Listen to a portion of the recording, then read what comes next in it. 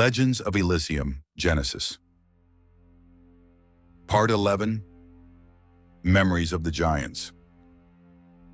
Engraved within the fading memories of the last giants, their towering legacy etched in time.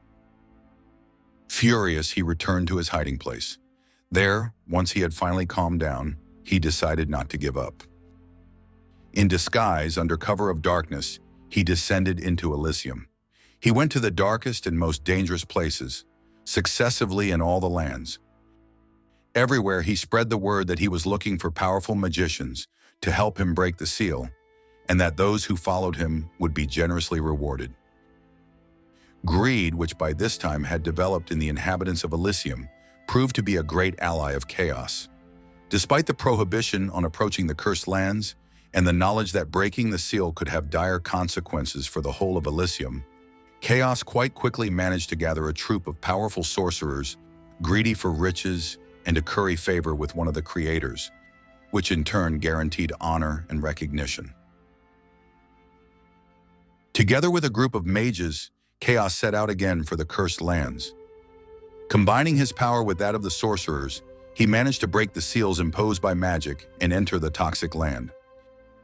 In its heart, he released the element of life, which, having fallen to the ground in contact with the powerful energy of anger and bitterness, created a new race. This is how the mighty undead originated. Chaos gave them the ability to wield death and the power to bring dead creatures back to life. He ordered the undead to form a great army, which to the glory of its master, Chaos, was to drown Elysium in blood and despair.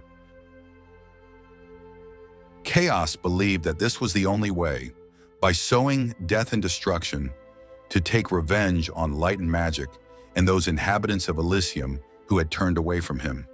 The only creator who cared enough to ensure their lives did not turn into a dull routine, deprived of the life-giving energy of volatility, uncertainty, and the unknown.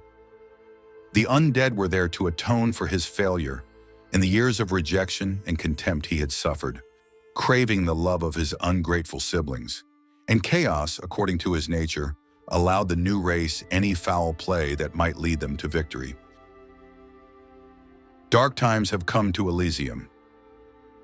Evil, organized, full of hatred and lust for murder, had left the cursed lands. Before light and magic realized what was happening, the undead had flooded the surrounding lands, and with them the wrath, conflagration, and hatred that had once been trapped in the cursed lands. News of the brutal battles on the borders of the kingdoms spread with lightning speed throughout Elysium.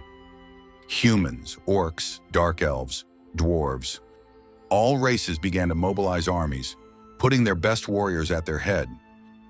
The fear and dread, aroused by tales of hordes of monsters forming the armies of chaos, settled for good in the hearts of the inhabitants of the formerly peaceful Elysium.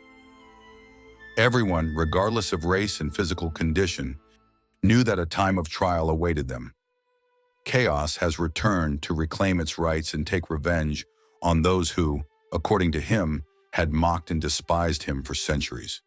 He has returned thirsty for blood, and that could only mean one thing: that blood will be shed.